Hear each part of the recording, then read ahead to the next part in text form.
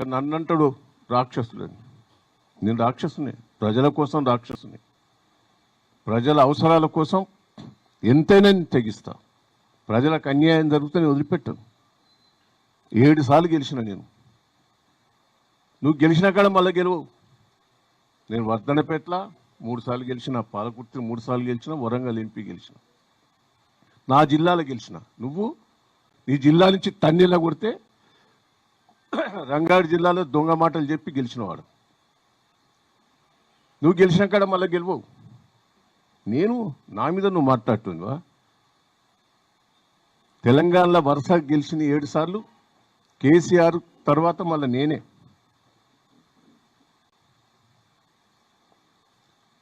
ఒక్కటే ఇలా హరీష్ రావు గారిని, కేటీఆర్ గారిని, కేసీఆర్ గారిని అనే హక్కు నీకు ఇక్కడదా? వాళ్ళు ఎప్పుడైనా ఓడిపోయినరా? ప్రజలు ఎప్పుడైనా తిరస్కరించింది ఆయన? వాళ్ళతో పిచ్చి పిచ్చిగా మాట్లాడుతూ. నేను ఒక్కటే నిన్ను అడగదలుచుకున్నా, ఏం చేసినామనే 1 ఇయర్ లోపట? నువ్వు మహిళల మీటింగ్ పెట్టావు. మహిళలకు ఏం చేస్తానో ఒకటి చెప్పు. నువ్వు ఏం చేసినావో చెప్పు. అవన్నీ కేసీఆర్ గారు చేసినాయి. ఆ చీరల కంపెనీ వాళ్ళ దగ్గర పోయి చీర బాగున్నది, బాగా తయారు చేసినామని పొంగిలేటో చీర కొనిచ్చావు ఊరికి. ఆ చీరలు ఓల కంపెనీ ఎవరు పెట్టారు? అది కేసీఆర్ నాయకత్వంలో చీరలు తయారు చేసేది, మహిళలను ప్రోత్సహించింది కేసీఆర్ గారు. ఒక్కటే కాదు, పండ్ల రసాల కంపెనీ, ఎన్నో కంపెనీలు పెట్టించినాం మేము. అప్పుడు నువ్వు ఒక్కటనే పెట్టావు ఆ సంవత్సరం లోపల మహిళల ద్వారా. కోటీశ్వరులు చెప్తావు. కోటీశ్వరు అయ్యేది నీ బంధువులే, మీ తమ్ముడు, మీ అన్నలు, మీ అల్లుళ్ళు, మీ ఎంపుల కోసమే నువ్వు ఇప్పుడు కృషి చేస్తాను. మహిళల కోసం ఒక్కటైనా అనౌన్స్ చేసినావు? నువ్వు చేసింది ఏదన్నా చెప్పుకున్నావా? నువ్వు మహిళలు చేసింది ఏమన్నా ఉన్నదా? మహిళలను ఆగవాగం చేస్తాను. పాపం బతుకమ్మ పండుగకు 100 కోట్లు ఖర్చు పెట్టి బతుకమ్మ చీరలు ఇచ్చేది కేసీఆర్ గారు మహిళల కోసం. నువ్వు ఆఖరికి బతుకమ్మ చీరలు కూడా 400, 200 ఇచ్చిన నేను 1000 రూపాయలు ఇస్తాను మాట్లాడినావు. నీ బోకస్ మాటలు కావా? 2500 ఇస్తా అన్నావు. మోసం చేయలేదా? తులం బంగారం అంటే ఆశపడ్డరు, మోసం చేయలేదా? ఏం చేసినావనే నువ్వు? ప్రభుత్వ ఖర్చు కూడా కాదు ఇది. మహిళలు తయారు చేసి, మహిళలు ఆ గ్రూపులలో వచ్చే ఆదాయంతో ఈరోజు ఏపీఓలను ఎంబడబడి, ఎంపీడోలు ఎంబడబడి వాళ్ళని తీసుకొచ్చిన వీళ్ళు కుప్ప చేస్తున్నావు. ఇంకా సిగ్గు లేకుండా.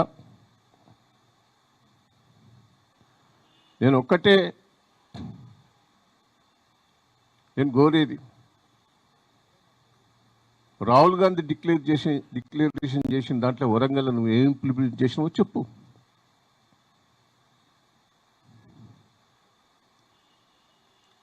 కాళోజీ నారాయణ బిల్డింగ్ ఎవరు కట్టించారా? ఇక్కడ ప్రెస్ మీడియా వాళ్ళకి తెలియదా? అది కాంట్రాక్టర్ డిలే చేశాడు. ఆయన క్యాన్సిల్ చేసి కొత్త కాంట్రాక్టర్కి ఇచ్చాము మేము. ఇలా కాళోజీ నారాయణ బిల్డింగ్ తయారైన దాన్ని నువ్వు ఓపెన్ చేసినావు. పెండింగ్ కొంత బిల్లు ఉంటే ఇచ్చి మొత్తం నేనే చేసిన అని చెప్తాను. నేను మంజూరు చేసినావా?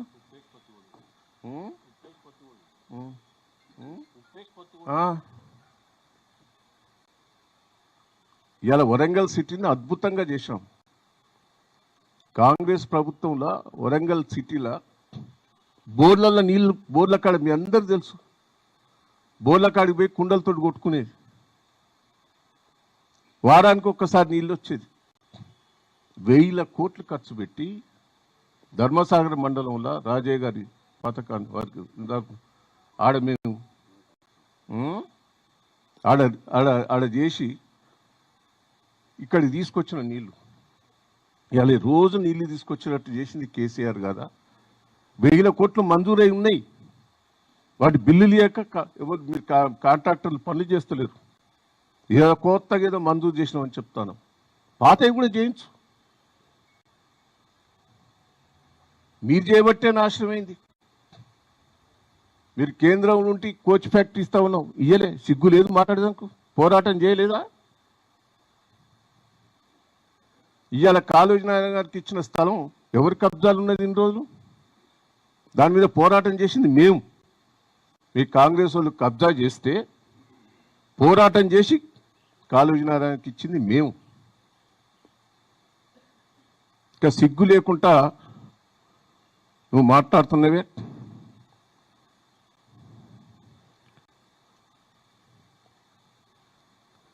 ఈరోజు కేసీఆర్ నాయకత్వంలో ఎన్నో కార్యక్రమాలు జరిగినాయి.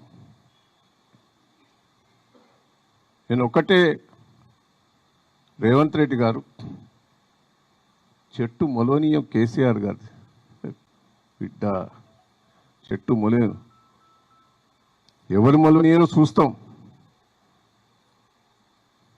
నేను ఒక్కటే కోరుతున్నా,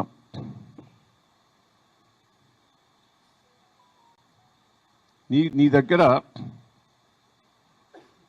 కాంగ్రెస్ పార్టీ మంత్రులు వచ్చారా? ఇలా సంవత్సరం ఉత్సవం తుమ్మల నాగేశ్వరరావు వచ్చారా? ఉత్తమ్ వచ్చాడా? మీ మంత్రులు ఎవరు రాలే? ఆఖరికి వరంగల్ జిల్లా ఎమ్మెల్యే మాధవరెడ్డి కూడా పాల్గొనలే. ఇదో ఉత్సవం. సిగ్గులేదు. నువ్వు నీ దాంట్లోనే నువ్వు కలుపుకోపోతలేవు. వచ్చిన తర్వాత ఇక్కడ వరంగల్ ఉన్న కంపెనీలన్నీ పోతానే. ఆయన 6 కంపెనీలు తీసుకొస్తే ఇప్పుడు 2 కంపెనీలు వెళ్ళిపోయినాయి. మహేంద్ర ఇవన్నీ వెళ్ళిపోయినాయి. వాటిని కాపాడు. నువ్వేదో కొత్తగా చేస్తున్నాని కాదు. నేను ఒక్కసారి రేవంత్ రెడ్డి గారు మాట్లాడిన మాటలు వినండి మీరు. అప్పుడేం మాట్లాడిండు, ఇప్పుడేం మాట్లాడిండు అని ఎంత బోకరు అనేది మీకు అర్థమవుతుంది. ఒక చీటరు, ఒక బోకరు, ఒక ల్యాండ్ మాఫియా. నువ్వేదో కలిసి వచ్చి బోకర్ మాటలతోటి ఇవాళ ముఖ్యమంత్రి అయ్యావు. ఒక్కసారి నువ్వు మాట్లాడిన మాటలు ఒక్కసారి నేను పెట్టవా?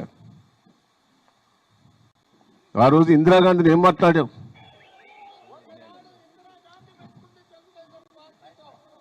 ఎక్కడికి పోయిందో మనం చూసినాం. మళ్ళీ పివి నరసింహారావు మనతో పెట్టుకున్నాడు. పివి నరసింహారావు గారు ఎక్కడికి పోయిందో చూసినాం.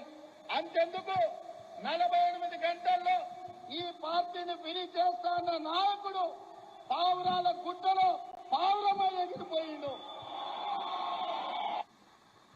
ఈ కాంగ్రెస్ వాళ్ళు ఇందిరాగాంధీని ఎట్లా తిట్టాం? పివి నరసింహారావు వరంగల్ బిడ్డ. పివి నరసింహారావు తిట్టావు. పివి నరసింహారావు వరంగల్ బిడ్డ. చిన్న తప్పు లేదు ఆయన. అసుంటోని తిట్టివి, ఇందిరాగాంధీని తిట్టివి, ఇక సోనియా గాంధీని తిట్టిండు. ఇవాళ ఏం మాట్లాడుతుండో చూడు.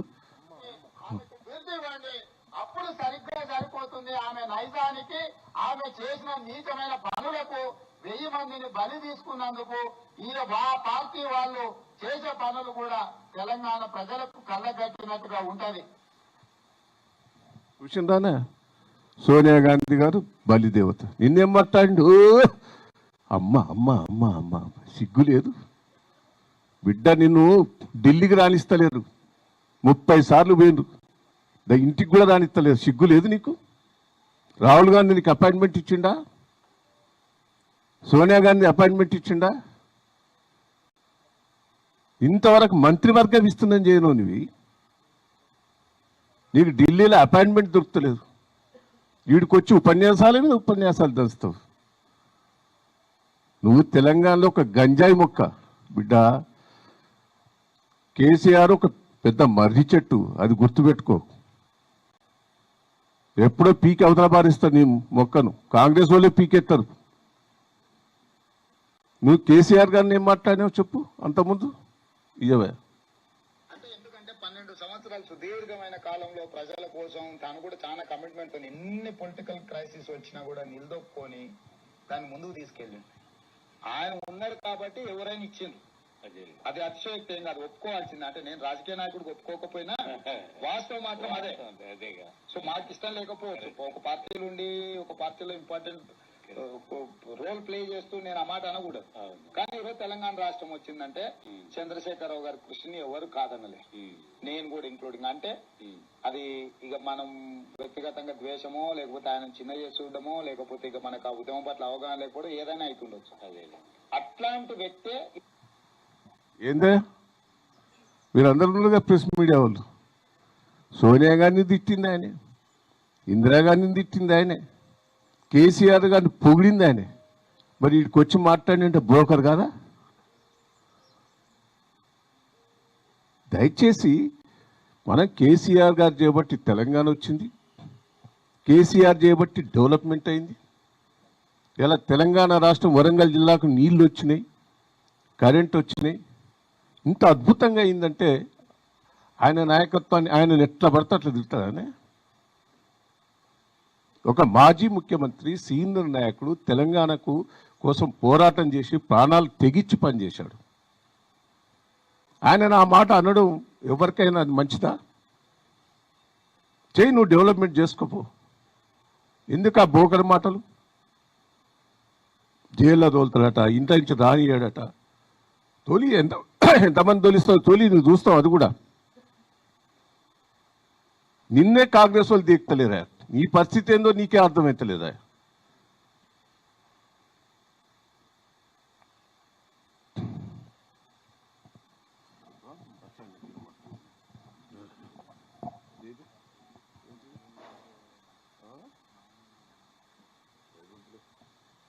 ప్రెస్ మిత్రులందరికీ నమస్కారం.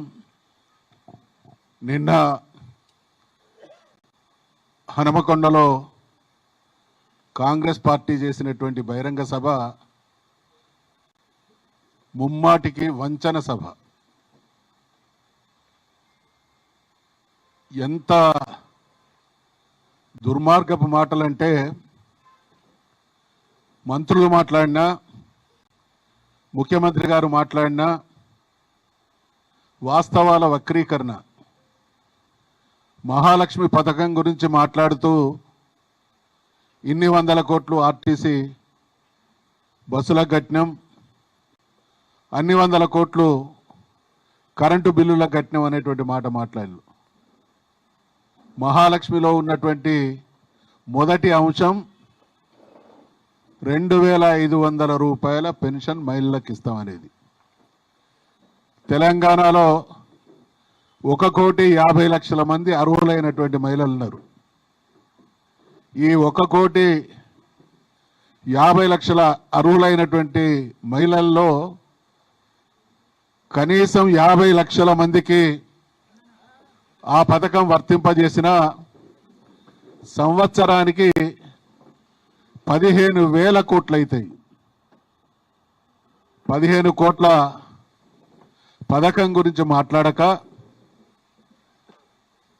100 కోట్లకు సంబంధించినటువంటి పథకాలు అమలు చేసి మొత్తం మహాలక్ష్మి కార్యక్రమం అమలు చేసినట్టు మసిబూసి మారేడుకాయ చేయడం అంటే నిన్నటి సభ ద్వారా ఈ ప్రభుత్వం, రేవంత్ రెడ్డి గారు, వారి మంత్రివర్గం తెలంగాణ సమాజానికి క్షమాపణ చెప్పాలి. ప్రత్యేకించి మహిళా లోకానికి క్షమాపణ చెప్పాలి. కారణం ఏంటంటే నిన్న సభ తర్వాత స్థూలంగా ఆలోచిస్తే రేవంత్ రెడ్డి ప్రభుత్వం చేతులు ఎత్తేసింది. ఏం చెప్పిండు ముఖ్యమంత్రి గారు?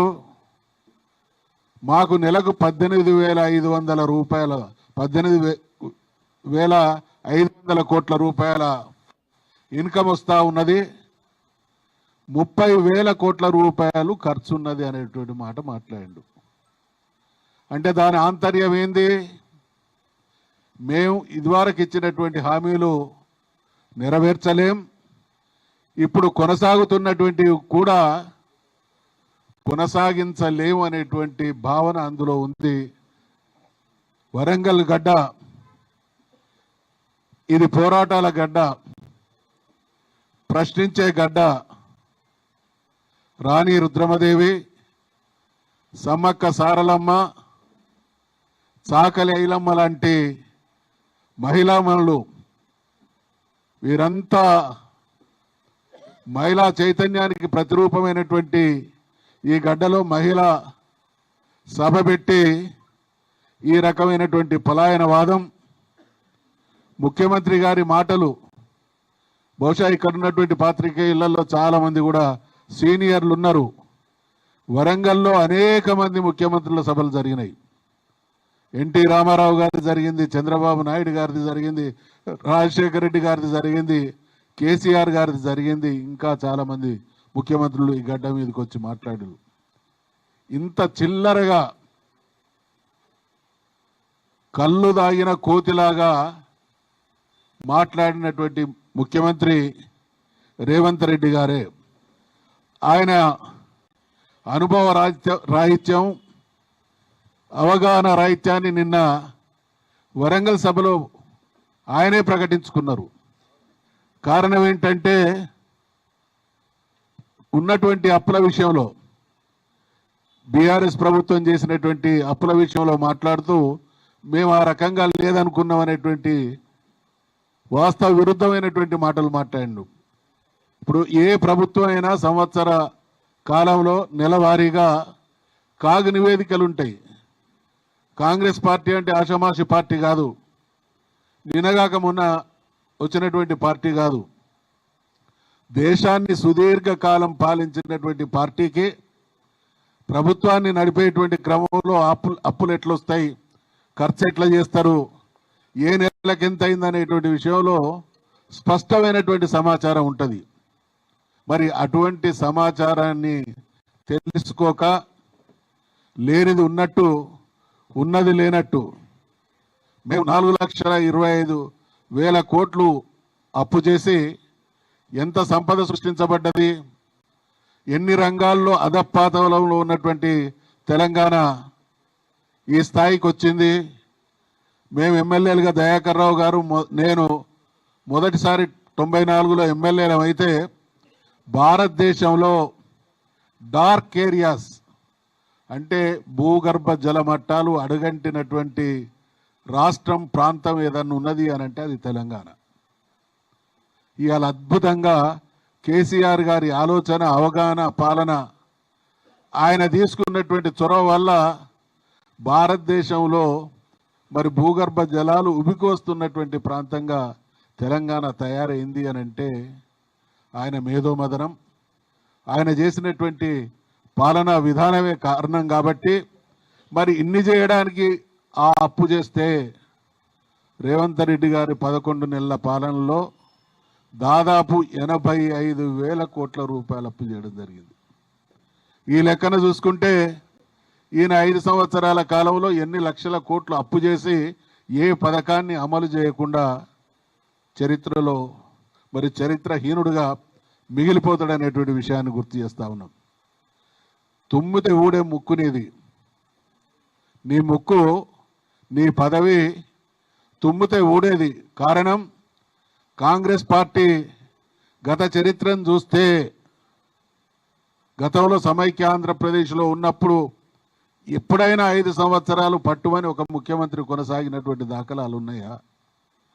నీ కౌంట్ డౌన్ కూడా స్టార్ట్ అయింది. నిన్నటి వరంగల్ సభ ద్వారా నువ్వు చేసుకున్నటువంటి సభే నీ కౌంట్ డౌన్కు నిదర్శనం అనేటువంటి విషయాన్ని మనం చేస్తా ఉన్నాం. నీ మంత్రుల మధ్య సమన్వయం లేదు, మంత్రుల సహకారం లేదు, ఢిల్లీ పెద్దలు అపాయింట్మెంట్ ఇచ్చేటువంటి పరిస్థితులు లేరు.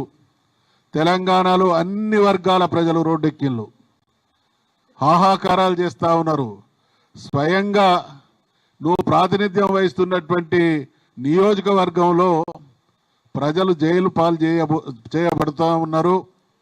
వాళ్ళను పరామర్శించేటువంటి స్థితిలో నువ్వు లేవు అని అంటే ఎంత నిరంకుశంగా నీ పాలన సాగుతూ ఉన్నది అనడానికి నిదర్శనం.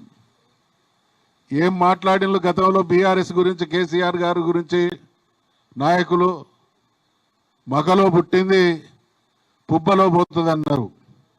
అది చంద్రబాబు నాయుడు గారు అదే మాట్లాడిండు, రాజశేఖర రెడ్డి గారు కూడా పరోక్షంగా అదే రకంగా మాట్లాడిండు.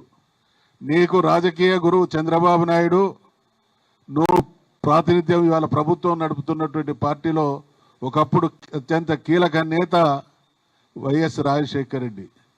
వాళ్ళనే ఎదిరించి తెలంగాణ సమాజాన్ని ఏకం చేసి తెలంగాణ సాధించినటువంటి తెలంగాణను అన్ని రంగాల్లో అపురూపమైనటువంటి రాష్ట్రంగా తీర్చిదిద్దినటువంటి నాయకుణ్ణి మొలకెత్తకుండా చేసేంత మునగాడి అని మేము ప్రశ్నిస్తా ఉన్నాం. ఇది కేసీఆర్ గారు బీఆర్ఎస్ పార్టీ అంటే వటవృక్షం 25 సంవత్సరాలలో పోరాటం ద్వారా పాలన ద్వారా గ్రామ గ్రామం వేళ్ళూనుకున్నటువంటి ఒక అద్భుతమైనటువంటి పార్టీ. ఒక ఎన్నికల్లో గెలవచ్చు, ఒక ఎన్నికల్లో ఓడిపోవచ్చు. కానీ ఈరోజు కేసీఆర్ గారి సమర్థ పాలనని ప్రజలు ఏ రకంగా గుర్తు చేసుకుంటా ఉన్నారో కూడా మనం అందరం గమనిస్తూ ఉన్నాం. కాబట్టి వరంగల్కి వచ్చి ఈ ప్రేరేపణలు చేసినటువంటి రేవంత్ రెడ్డి ఖచ్చితంగా తెలంగాణ ప్రజానీకానికి మహిళా లోకానికి బహిరంగ క్షమాపణ చెప్పాలని నేను డిమాండ్ చేస్తా ఉన్నా. అందరికీ నమస్కారం. వరంగల్లో మహిళా శక్తి సభ అని పెట్టి నిన్న రేవంత్ రెడ్డి మరియు ఆయన మంత్రులు మొత్తం బూత్ పురాణం చెప్పిండ్రు. జనరల్గా వరంగల్ ప్రజలకు, వరంగల్ మహిళలకు, వరంగల్ యువతకు మా అందరికీ ఐకాన్ ఇవాళ ఒకప్పుడు చరిత్రకారులైతే కొంతమంది కవులైతే ఇప్పుడు కేసీఆర్ గారు. మా మహిళలకు తెలిసింది ఎవరంటే చాక లైలమ్మ, రాణి రుద్రమదేవి, సమ్మక్క సారక్క, నిత్యం కొలుస్తుంటాం, స్ఫూర్తి పొందుతుంటాం. మా రైతులకు తెలిసింది దొడ్డి కొమరయ్య, ఒక బందగి, అదేవిధంగా సర్దార్ సర్వాయి పాపారాయుడు. ఎందుకంటే వీళ్ళందరూ ఇక్కడ పుట్టిన వాళ్ళే, నేను చెప్పిన వాళ్ళందరూ. మా విద్యార్థులకు తెలిసింది మా జయశంకర్ సార్ పాఠాలు, వారి యొక్క సిద్ధాంత వెలుగు. మా కవులకు తెలిసింది ఒక పోతన, ఒక కాలోజీ.